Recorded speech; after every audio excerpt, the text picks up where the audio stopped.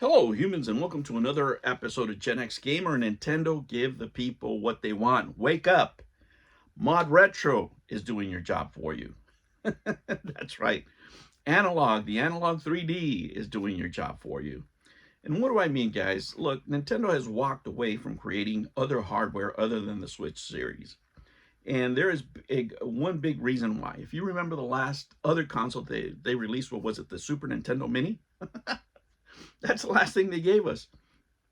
And, even though these companies are giving people what they want as far as these new N64 type products, what people really want is an updated N64.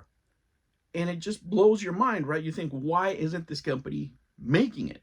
It would be easier for Nintendo to make it than anybody else. They really could just leave the console pretty much alone, maybe upgrade the graphics chip, right? Replace little things in the background, HDMI, you could put other things in there.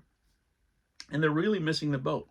They're leaving money on the table. But why is that? That's the big mystery. Why are these companies not making more physical products and shying away from physical products? And that's because Nintendo really wants to sell their service, right? That's why you're seeing all these different games being put online, and you see them not making the things people want, whether it's, they're making Repo Game Boys, they're making all this stuff. I have the controller they put out for the N64, but they clearly want you to play with that controller on the Switch. Why? Because the only way you can play it is through the service.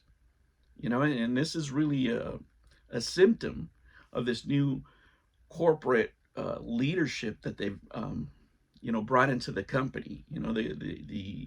The money first culture, right? We're going to make money. We're going to take the most amount of money out of the public as much as possible at every turn. Now, Nintendo has never been the lowest priced product, probably till now, right? But not the games, not the software, right? But they've always been, how would I say? They've always been consumer friendly to some point where they're giving people what they want until this new era, right? And I want to say it's the tail end of the Switch, beginning of Switch 2, when they brought, the guy over from EA. That's really when it started, and they brought more people on board with that mindset, right? Which is great. Let me tell you, it's great for investors, but it's only great short term. If you want long-term growth, right? If you want people that are going to stick with you for a longer period of time, you have to give people what they want at a fair price. I mean, these consoles, we're selling for $200. I'm sure that if you did a cost evaluation, because you already have all the molds, right? Nintendo owns all the molds for the N64. You literally just have to recreate the product and just insert an HDMI. Most people would just be happy with that, right? Maybe improve the quality of the graphics a little bit, maybe through even emulation. People wouldn't care. They're looking for the Nintendo label on there. They're looking for the seal of quality, Not only that, they're looking for Nintendo products, Nintendo fans are very loyal. I've been buying Nintendo products ever since they started, since the first NES. I've owned every console up until the Switch. I've never bought the Switch 2. I bought it as presents, but for me specifically, I haven't seen anything there. But if they were to release an N64, are you nuts? Are you kidding me? I would be on that like yesterday.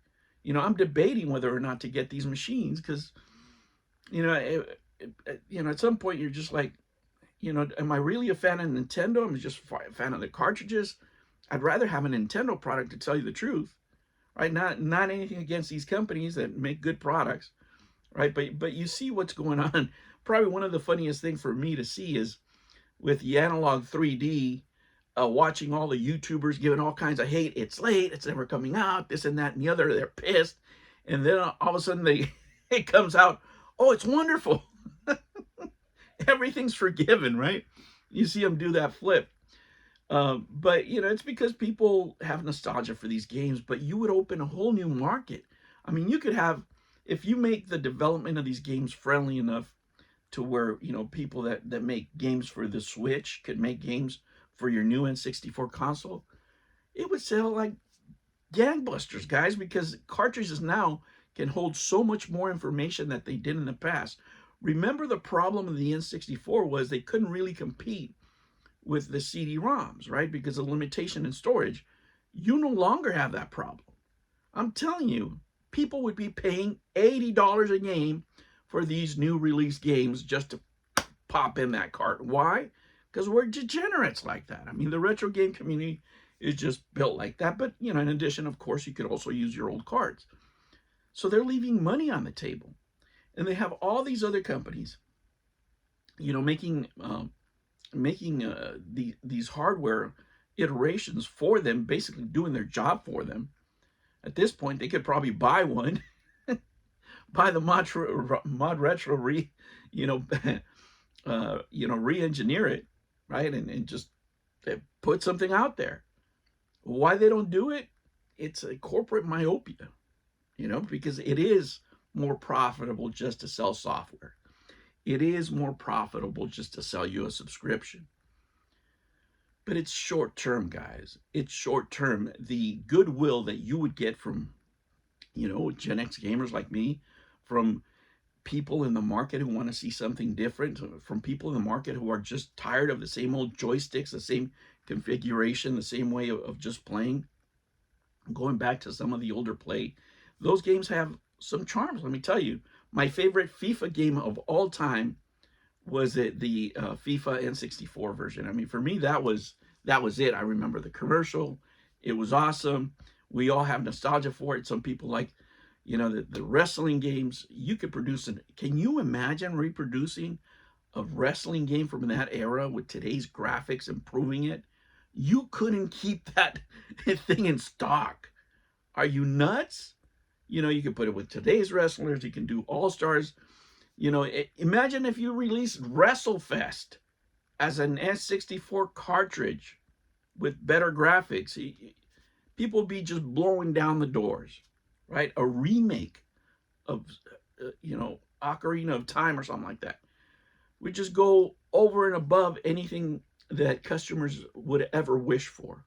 There's so many other titles in there that you can go. The original, you know, Mario 64. Can you imagine a re-release on that rather than the Switch? You know, I haven't even opened it because I like playing the old one, you know? But the pursuit of that dollar through the subscription service right now for these companies is too much. You know, they always work on these fads and on these things that, you know, they have to follow the industry. Everybody goes the same way.